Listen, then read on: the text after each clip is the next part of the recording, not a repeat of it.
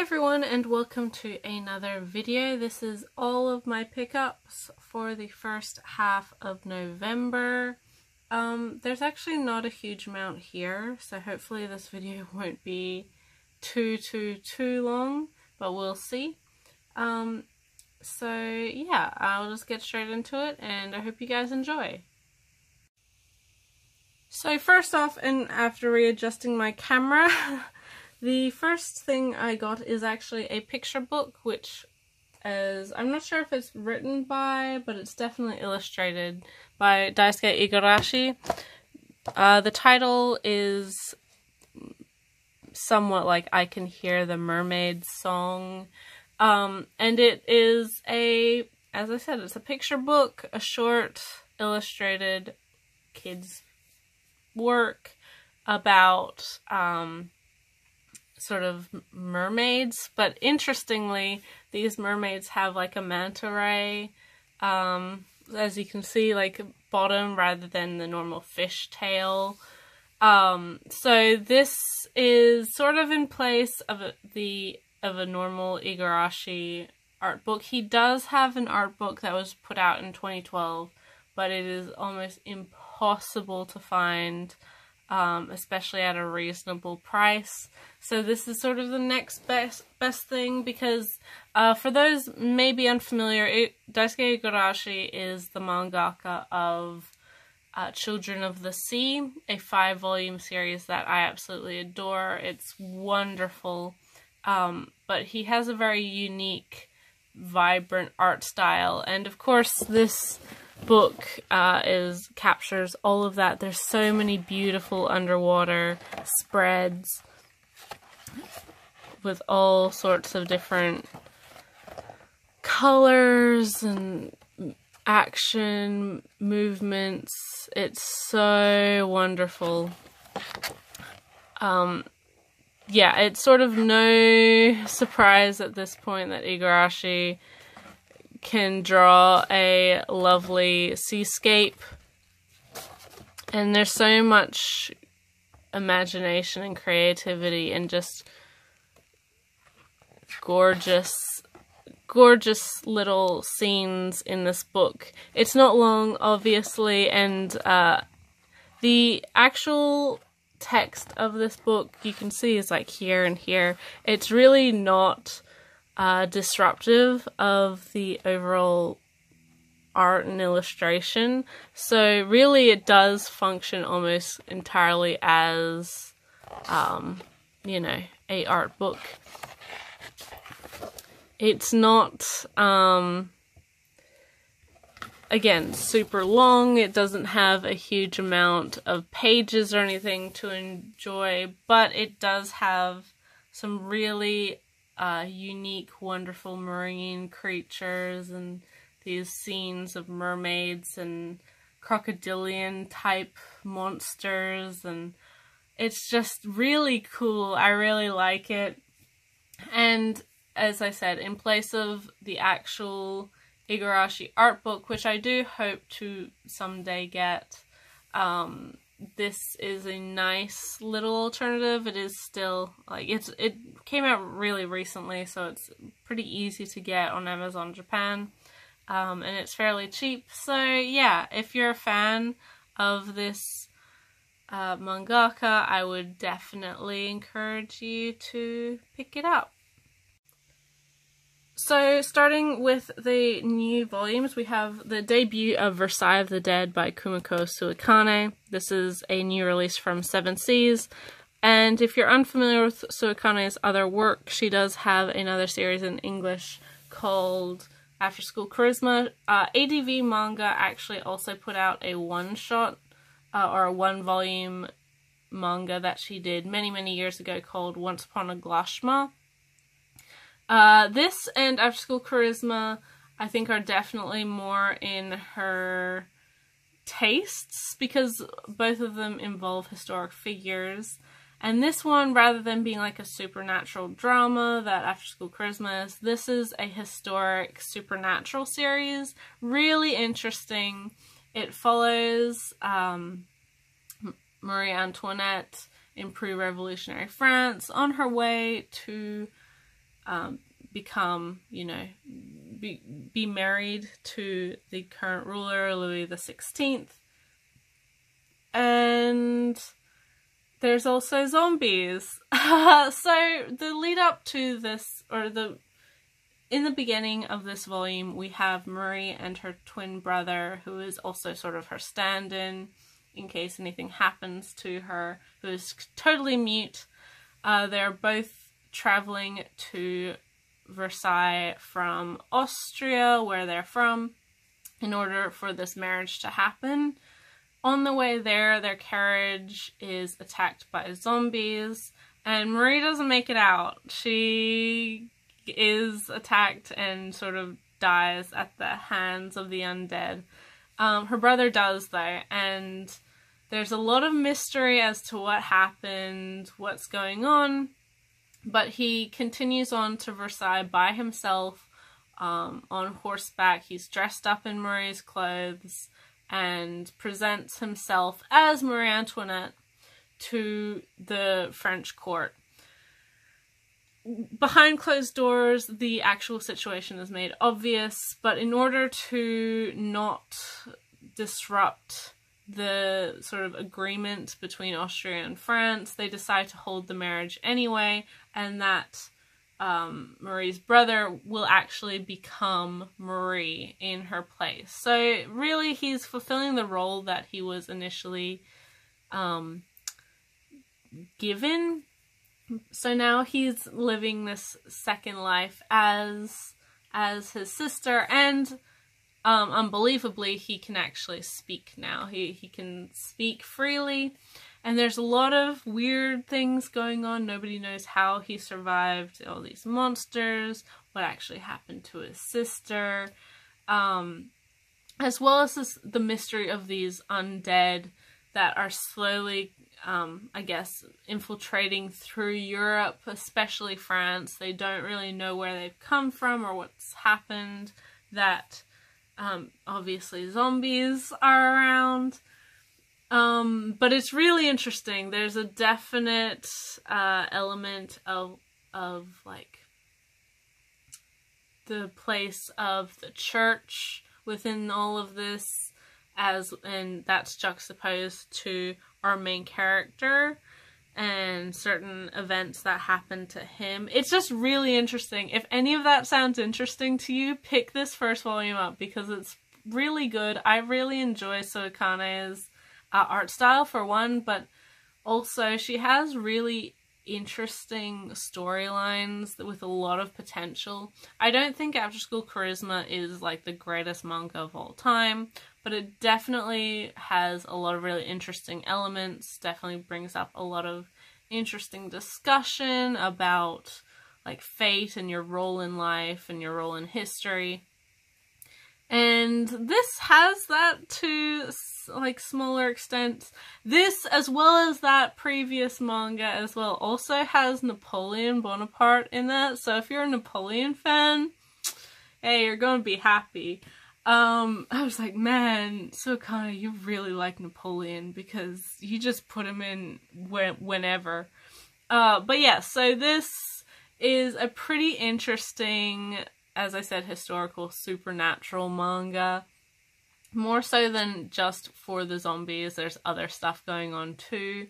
And I would really recommend it. It's tense, it's really intriguing, and there's a lot to like with this first volume. I cannot wait for the second. Next we have the second volume of Teasing Master Takagi-san by Soichiro Yamamoto. And again, similarly with the first volume, this is a collection of really, I guess, heartwarming vignettes between these two characters who sit next to each other in class. They walk to and from school together.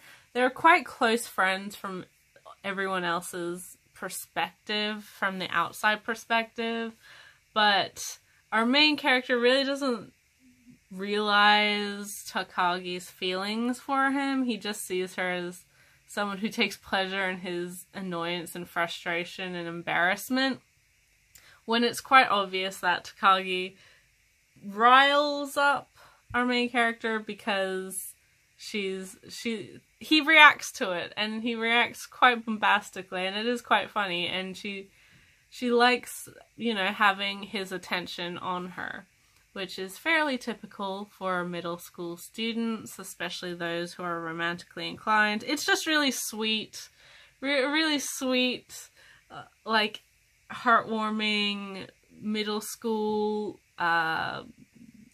you know, romance with some humor to it.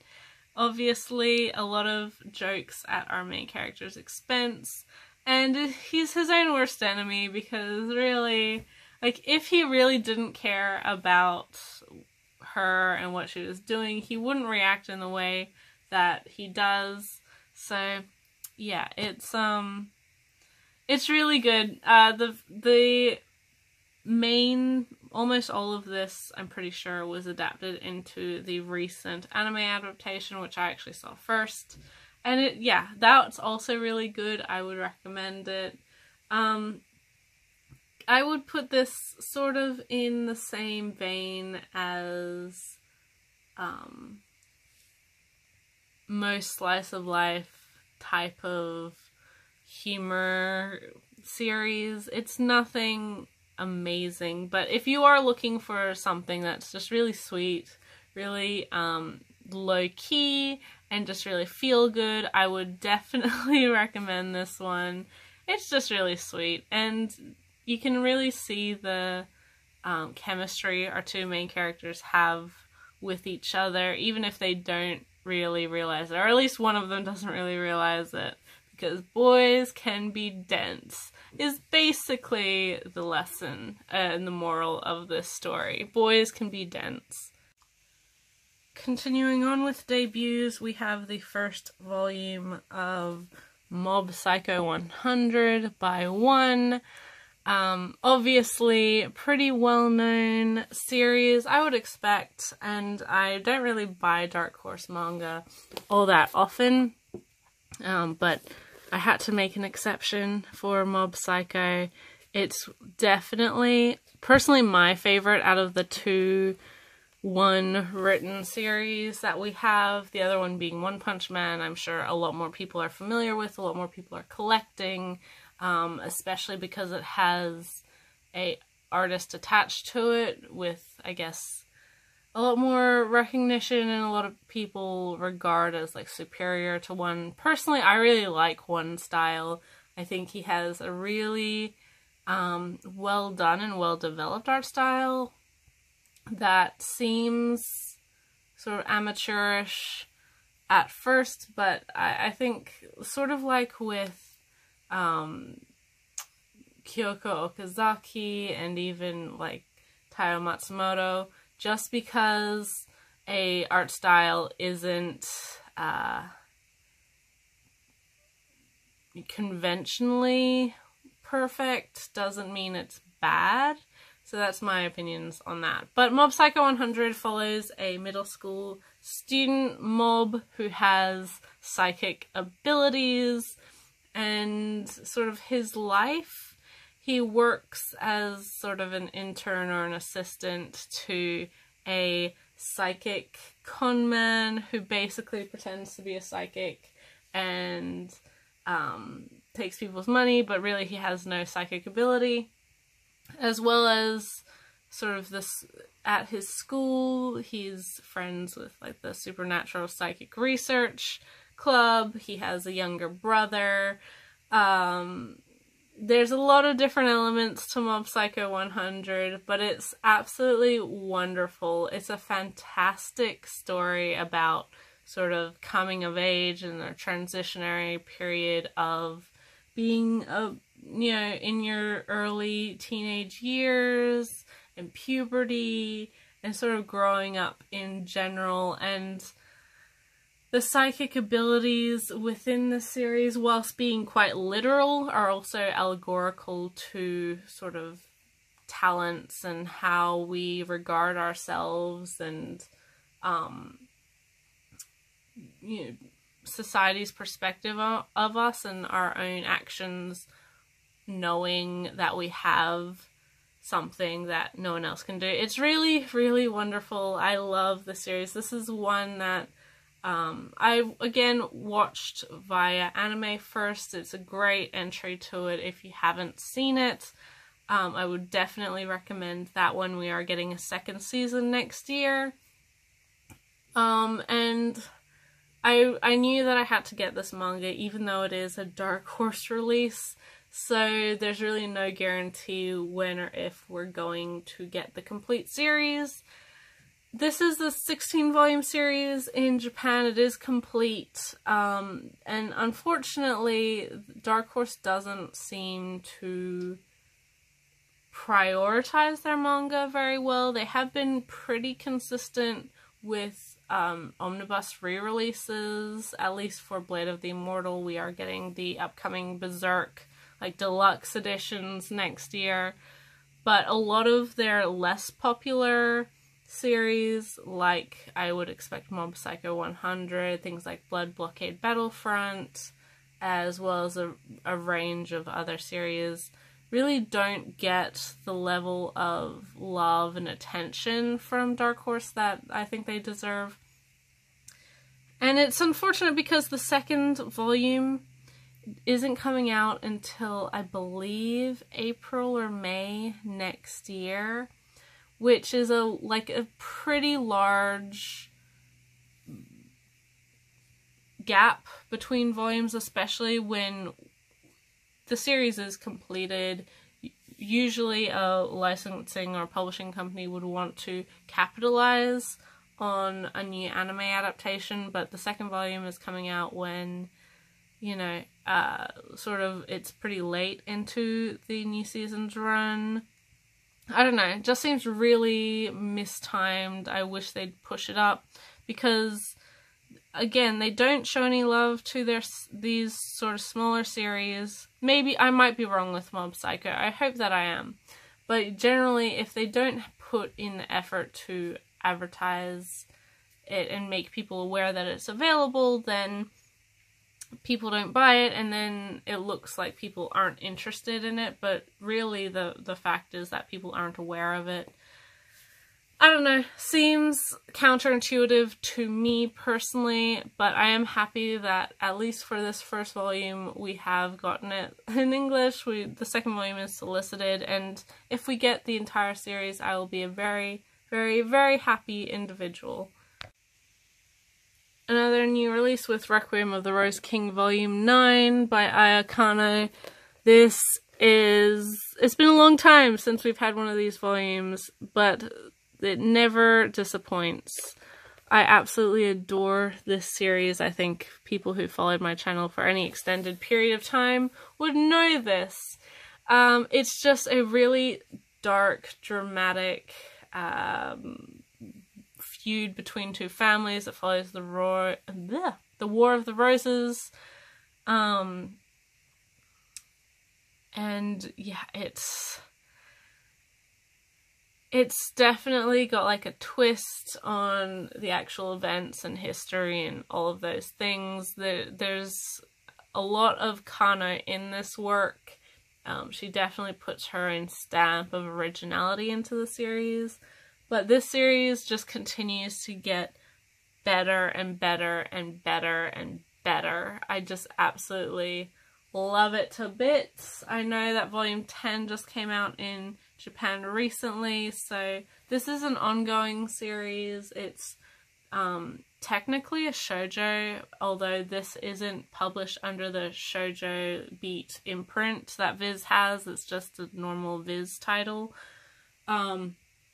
And it's absolutely, as I said, phenomenal. Just one that is so unique and interesting. Again, if you like sort of historical settings with somewhat recognizable historical figures, if you're a fan of Shakespeare and the high drama of some of his works, especially Richard III and Henry VI, his plays, yeah, this might be one to jump on. There's a lot of really interesting stuff in here.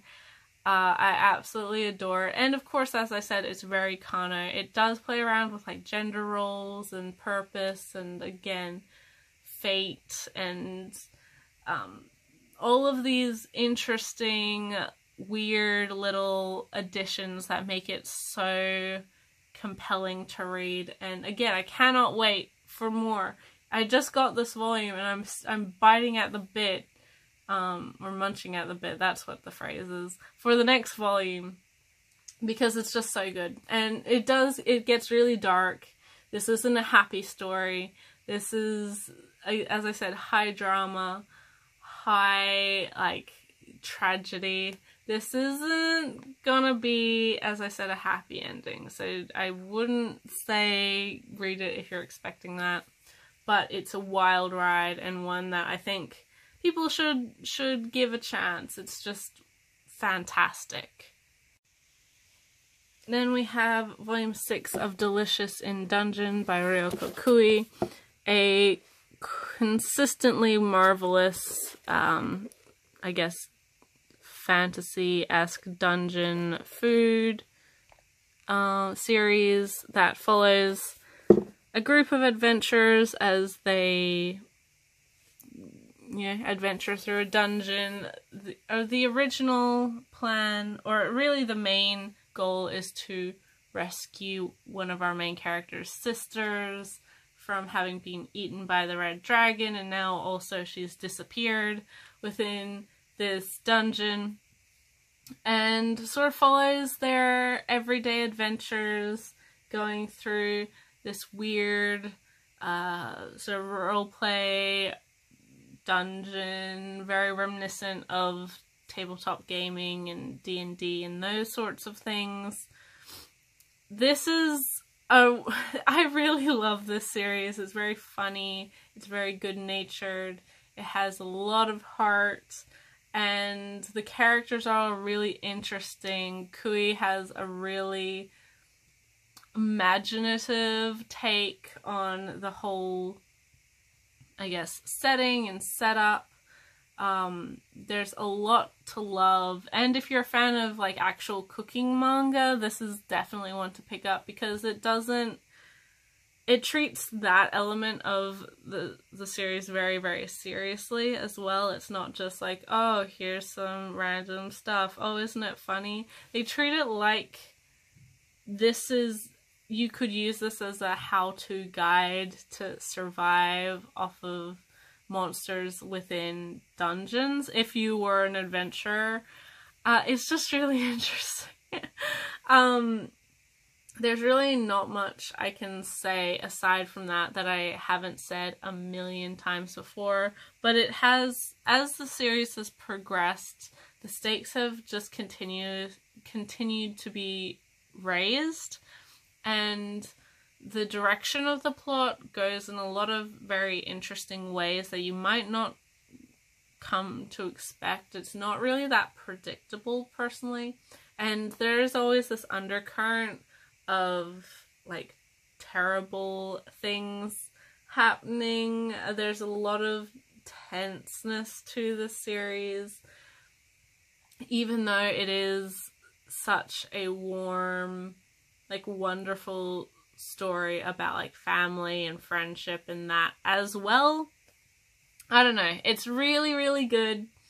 Really, really always enjoy it. It's been a long time since we've had a new volume of this, so I have tried to be very patient, but it's, yeah, I can't really say much more than that I haven't said with every single volume of this series. It's just fantastic. Morian Press with the penultimate volume of Aka 13, volume 5, so only one more after this. And yeah, again, this I don't think comes to a surprise for anyone who follows my channel. I'm a big Natsume Ono fan, and Aka, I think, is definitely like it's her newest series, or one of her newest series, definitely her newest in English for us, but she has a real mystery within this series. There's a lot of stuff going on, and I think a lot of people may be off-put by the first couple volumes because it's very much in Ono's style of like very slice of life, leisurely. But when the plot, I guess, kicks in, or the mystery kicks in, or things start to actually happen, it just explodes in a particular direction, and it's fascinating to watch. Again, this one has an anime adaptation. A lot of these series I've talked about today do have adaptation, and it's a complete adaptation, so you're not really missing out too much if you watch that versus reading this. But yeah, this is a wonderful series. I'm so glad that Yen licensed it, because for as much of Ono's work that we've gotten in the West, things like Ristorante Paradiso and The House of Five Leaves and all of her various one-shots or one-volume collections, I wouldn't say that she's an entirely recognizable figure within the English-speaking manga community. Her works are very niche, even within the niche, and the fact that we continue to get her works published is really a testament, I guess, to the power of her manga. I definitely think she has a lot to say, and she has some really interesting ideas. I've said that a lot this video with a lot of different manga, but I personally like House of Five Leaves more than this series, but that's not to say that this is bad in any sense of the word. I really, really love this. There's a lot of interesting things and a lot of revelations in this book in particular that if you aren't aware of the story beforehand, if you haven't seen the anime, if you're only reading the manga and you haven't read the scans, that may surprise you. And I'm really hoping that we get the last volume soon, because it's nice to have another series of hers complete in the collection. Yeah, this is just a really, really very Ono-esque series with a lot of like subterfuge in there. So there is her hallmarks of like, again, very laid back, leisurely day-to-day life, a lot of focus on foods and discussion of food, and very laid back characters. There's not really any high action, like very impactful adrenaline like action scenes in any of her series, but especially this one. There is parts that do have action and a lot of conflict and all of that, but the conflict doesn't need to be like super flashy within her series, I find, with that. So it doesn't have to be super flashy to have an impact, is what I'm trying to say. So yeah, if you're a fan of Ono, I'm sure you're already picking this one up. It's, you know, more of her fantastic storytelling and artwork, and this is probably the best of art style wise of her works. She just continues to evolve and to improve. But if you don't know Natsume Ono's works, this is a good series. It's not a huge commitment at 6 volumes, but none of her series are. The longest one in English that we have is, as I mentioned before, House of Five Leaves, which is 8 volumes.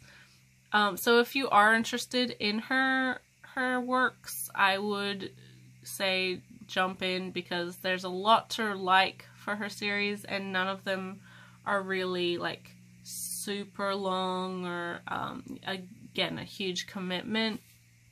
They're really interesting, thoughtful interludes that you can revisit again and again and again, but it's not like this epic overarching story that spans 30 volumes with no end in sight. But yeah, I mean, if you're Ono fan, as I said, this is more of the same. It's wonderful. I would recommend it, definitely. And I would recommend the series if you're unfamiliar with Ono. But give it a little while to find its, like, footing. Especially if you're expecting, like, a lot of, like, high energy early on. That's not what her works are. You have to really feel her pace and her mood throughout the series. It's very different and very, as I said, sort of almost soothing in how leisurely it is. Last one for the new releases. So this is probably one that nobody knows really much about or hasn't heard of or isn't even aware exists. But it's Volume 1 of Prince Bari by Solanine and Maki. And this has been released by Net Comics. It's sort of a BL title. And as you can see, it's a manhwa, so it's read left to right rather than right to left.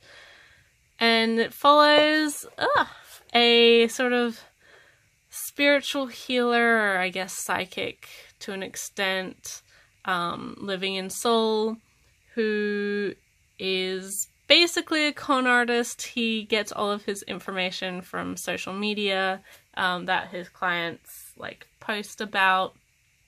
But he does have the ability to see a spirit who's sort of connected to him, of a young boy who sometimes gives him hints with his consultation, but he really doesn't have any like spiritual ability of his own.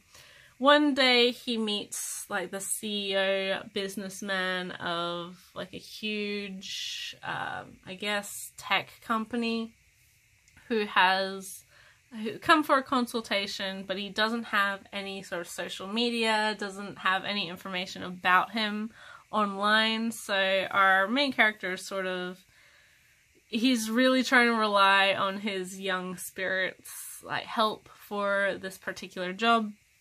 But when he arrives, he also has a spirit sort of connected to him of like a strong, very powerful man who proclaims himself to be like a heavenly general.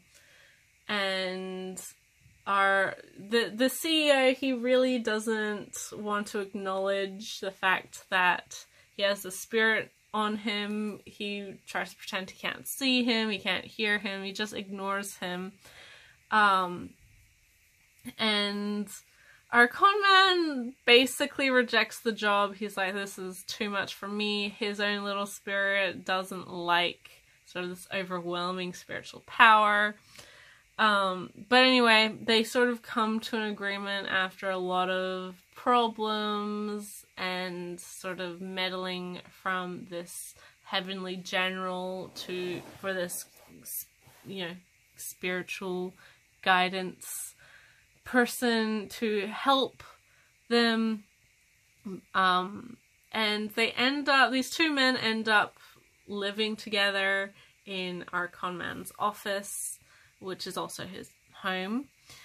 And whilst he tries to help this other man with his problem of either getting rid of this spirit or like fulfilling the duty that he's been sent to Earth to fulfill, or just sort of understand what's going on. It's pretty interesting. This does, like I said, it's a boys' love. Or like a BL. The rating for this is like, it doesn't even quantify being mentioned really. It's like, you know, one of those 12 plus, like it's basically all ages. There's nothing explicit. There's nothing even inherently romantic in this particular volume, aside from like, oh, it's two men who live together, and they do have to share a room, which is like pretty cliche, like, oh no, we have to share the same room and we only have one blanket type deal. But the series itself, or at least this first volume, is pretty solid. I really like the artwork on this one. I think this particular volume came out a while ago, but it took a long time for my book to come out or be released to me. I don't know, there's been a little weird things. Netcomics is quite strange and inconsistent with their scheduling and soliciting for their books. You never really know when something's coming out unless you're following their social media. And I don't even think this book is posted on their website yet. I know the series, I don't know if it's finished or whatever, but it has been, like, the digital versions have been available for a long time, so you can read it that way. But yeah, overall this series doesn't seem to have been mentioned by a lot of people, even within people who, like, follow BL and yaoi. But I really liked it. I think it's got a lot of elements that I enjoy, most particularly like supernatural things. And it so far seems pretty like standard. It's funny. There's nothing inherently like creepy or problematic. And I look forward to reading more. It does seem like a series I'd enjoy. And Netcomics, although they are fairly inconsistent with their books, I do think they put out a lot of really good manhwa titles, and both BL and like all various sorts of genre as well. And it's not a publisher that I hear a lot of people talk about, mainly because it is like manhwa compared to manga. But yeah, I liked this first volume. It was a solid start, and I hope that we see more of this series, because I'd like to know what happens. So yeah. Now I've got some secondhand manga, the first one being volume 3 of The Key to the Kingdom by Kyoko Shizo. So, yeah, this volume is fairly beat up, as you can see. Oshito. This series was released by CMX. It's only 6 volumes, and I now have 1 to 5, so I only need the last volume to finish it. Yeah, it's a solid little fantasy shoujo. I like a lot of CMX titles, aside from maybe Emma. A lot of their series are very weird and niche, and a lot of people haven't heard of them, but they were such an interesting publisher. They licensed such unusual things, and I really wish they were still around, because some of their titles like Swan and Erica, and just there's so many interesting titles they put out. As I said, they did put out Emma Once Upon a Time in like the original 10 volumes of the series. They also put out Moonchild, which is the series that I own, and probably one of their more recognizable ones. But yeah, I don't think a lot of people are really familiar with CMX titles that much, because they never licensed anything that was like a smash hit, like everyone must read type deal. But Key to the Kingdom, I wanted to track down because I'd heard some pretty good things about it. It's, as I said, not hugely long. A couple of the volumes, most of the volumes are really easy to find. The 6th one I think is the hardest, and it's the last one I need.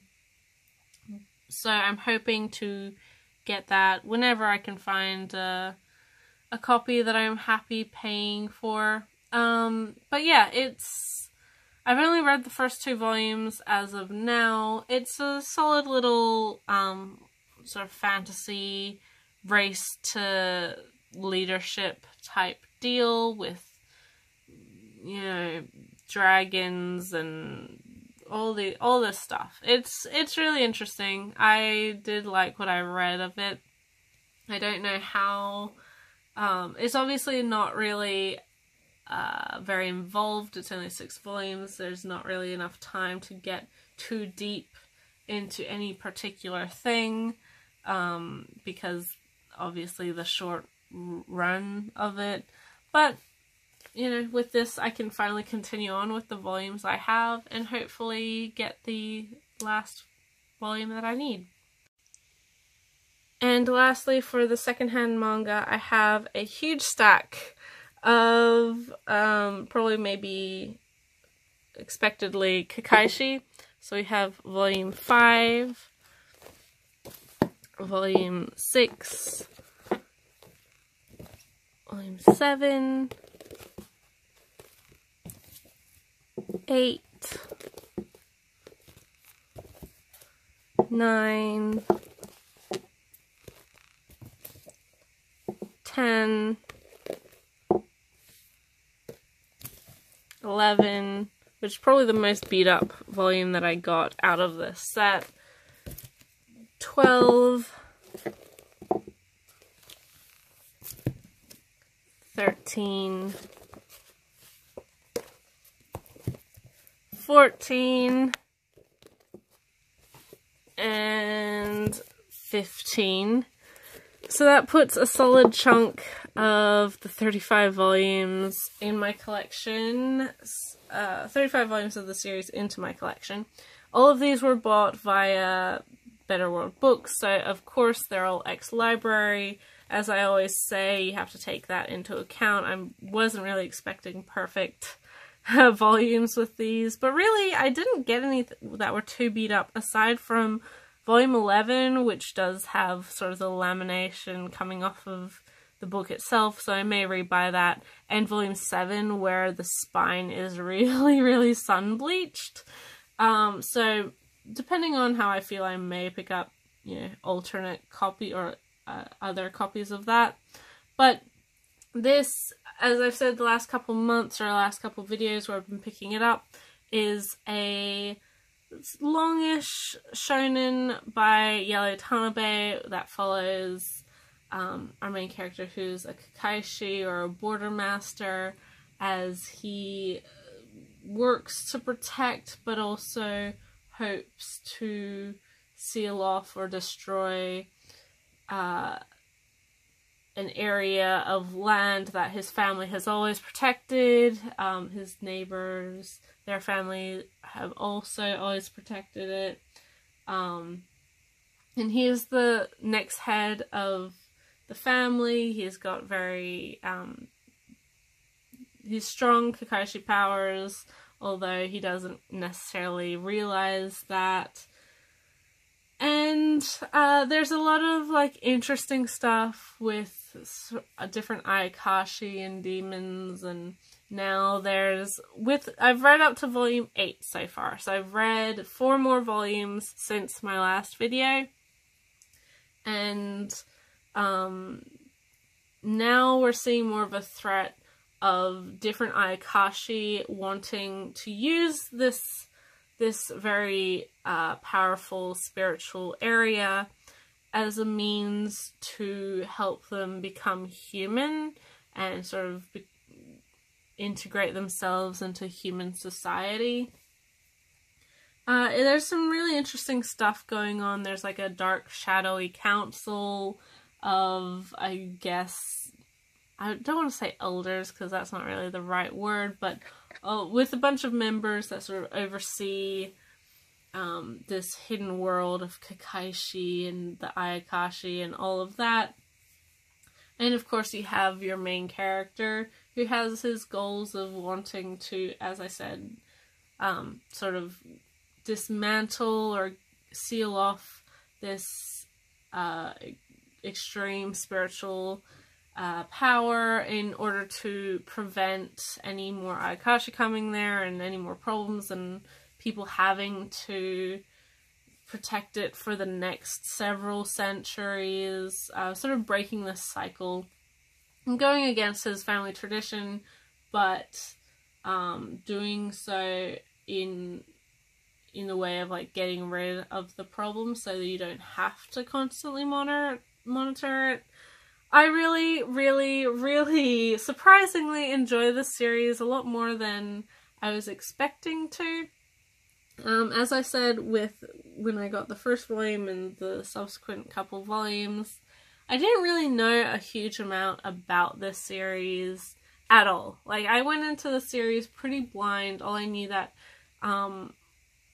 was that it was written by a woman. It had been finished in Japan for quite a while, and even though it's not really a super recognizable or popular series, it's one that has a lot of really positive buzz around it. Everyone that I've heard talk about it enjoys it. And I think it was coming out at a time, the first chunk of it was coming out in like 2005, 2006, which was the same time as, like, obviously a lot of very well-known shonen, Bleach, Naruto, One Piece, Full Metal Alchemist, the original run of that was coming out. There was a lot of shonen to go around in the West, so I think it was one that maybe fell by the wayside because it doesn't necessarily have the popularity to back it, and all of this like buzz that comes when a show or a series is very popular. It did have an anime adaptation, an incomplete one, and I don't think it ever really made an impact within Western fandom. Again, compared to like Naruto and Bleach and Full Metal Alchemist, which had television showings. Kakaishi was released sort of just on DVD. I don't know if it was ever on television. It never accumulated the fan base that those other more hard-hitting, well-known powerhouses did. So yeah, I think it's a bit of a hidden gem, one that not very many people know about, and the people who do know about it, they like it. I'm again not gonna say it's like fantastic or the best thing that I've ever read, even within shonen, but it's a lot better than I was expecting it to be, and I really am personally surprised that it doesn't have more of a following, but at the same time not surprised at all, because as I said, there's a lot of things going against Kakaishi when it was originally being released, and it's just sad that like timing meant that the series didn't really get the recognition it deserves. But yeah, as I said, I've only read up to volume 8, which is not a huge amount. It's roughly a fifth of the way through the series in its entirety.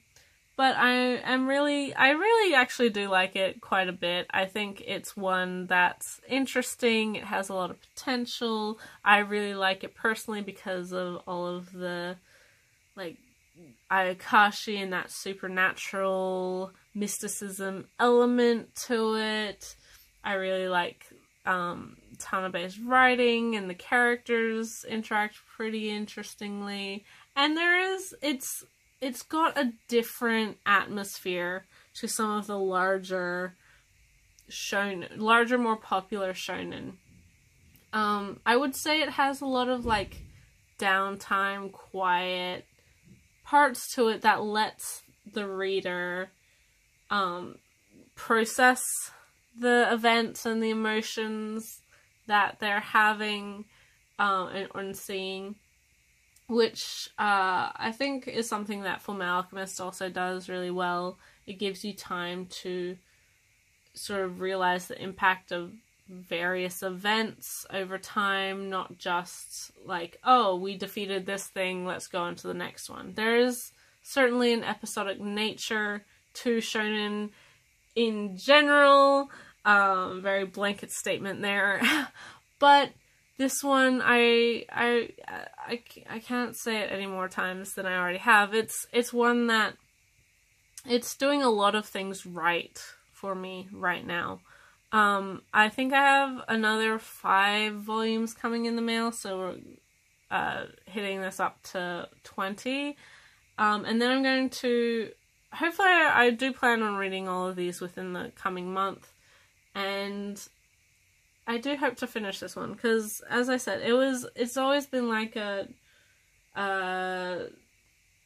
if I like it, I'll give it a chance, I'll give it another chance, I'll see how I like it in the next couple of volumes. But at this point, it hasn't really misstepped at all for me, and I do want to finish it. And maybe my opinion will change when I'm done with it, but I've had a lot of really, really good surprises with regards to series, and like just going in blind and not really knowing much about them at all this year. So I'm hoping that this is another one of those, although I don't think I'll be able to finish it this year.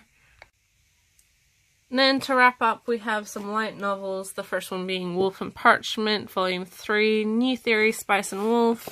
Of course, maybe spoilers for Spice and Wolf at this point, but it follows Cole, who is a character from Spice and Wolf, and Muri, who is the daughter of Lawrence and Hollow, on their own travels around like various countries and all sorts of things. I gave a lot more detailed reviews on this series as well as various other series on EnglishLightNovels.com, where I am a regular reviewer on there.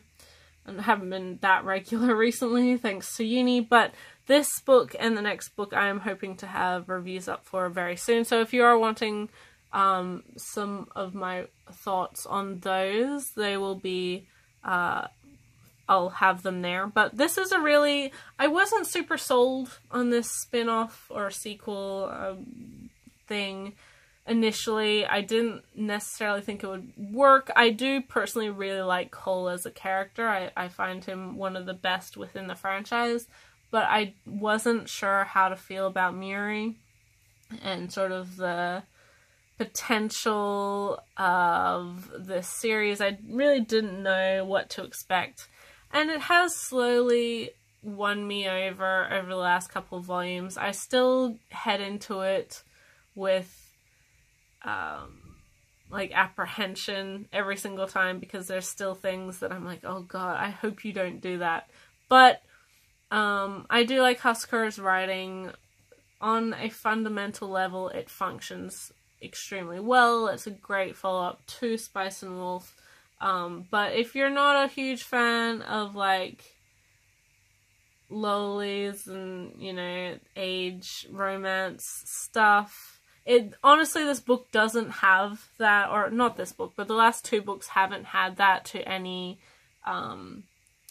quantifiable amount where you think it's a possibility. But I will say that it's not out of the realms of like possibility, so that's why I go into it with apprehension. But yeah, I am liking it. I think most people know Spice and Wolf and are familiar with it and may or may not be picking this up. It's not necessary to read if you're a fan of Spice and Wolf, but it's something extra, and it is nice. I don't think it is written well, and there's a lot of extra world building going on, and as I said, I do really like Cole as a character, so if you're like me and like those aspects, then yeah, give it a try. And sort of hand in hand with that, we have Spice and Wolf Volume 20, Spring Log Volume 3. Yet again, another collection of short stories set with Lawrence and Hollow in this, I guess, larger world, focusing more on their lives as they've gotten older and become parents and become, again, spoilers, bathhouse owners. And sort of the things that have changed with them and their relationship and the world at large since the ending of the Spice and Wolf story proper, which was volume 17. Yeah, again, my large thoughts on this volume, or this book in particular, will be on EnglishLightNovels.com. I don't know when. It'll be the next couple weeks, probably next week, who knows. Once I get a chance to actually sit down and read these books. But yeah, again, as I said with Wolf and Parchment, if you're a fan of Hasekura, you can definitely enjoy yourself with these. If you're wanting more Spice and Wolf, I'm sure you'll be very pleased. It's an interesting of course, like, just extra short stories. None of them are necessarily phenomenal or must-reads, but if you're wanting more, this is a good one to have. So that's everything. There's my video is going to be way long, as always. I apologize, even though there wasn't a huge amount to go through, especially because, like, all of this is just one series. But there was quite a few debuts, so maybe that's why it took a while to talk about them. But yeah, as always, thank you guys so much for watching. In regards to upcoming videos, I don't quite know. I mean, aside from my normal haul videos, I do have an exam in the next couple of days, so I'm not even thinking about YouTube or manga or any of that at all right now. So yeah, apologies for that. But let me know in the comments your opinions, whether you agree or completely disagree with me. I love reading them. I try to respond to as many as I can, and I just really appreciate you guys putting in the time to watch my ridiculously long videos. Yeah, aside from that, as always, my Twitter link is in the description, as is my Book Depository affiliate link, which, yeah, is there if you want to use it. As always, there's no obligation to. If you're wanting to talk to me more directly, you can contact me via Twitter. I'm on there pretty often. I do check it almost every day, so I should hopefully see it if you've, you know, messaged me or, you know, added me or whatever. But yeah, there's, as I said, not a huge amount of actual books here, or at least different series, but there was quite a few debuts, what with Prince Barry and Mob Psycho and Versailles of the Dead, and I feel like there's something else that debuted recently. I don't know, maybe I'm just crazy, but I'm looking forward to all the rest of the manga coming this month. There's quite a few that I'm excited for, so hopefully you'll see them in the next pickup video. But until then, thank you guys so much for watching. I'll catch you in the next video. Bye till then.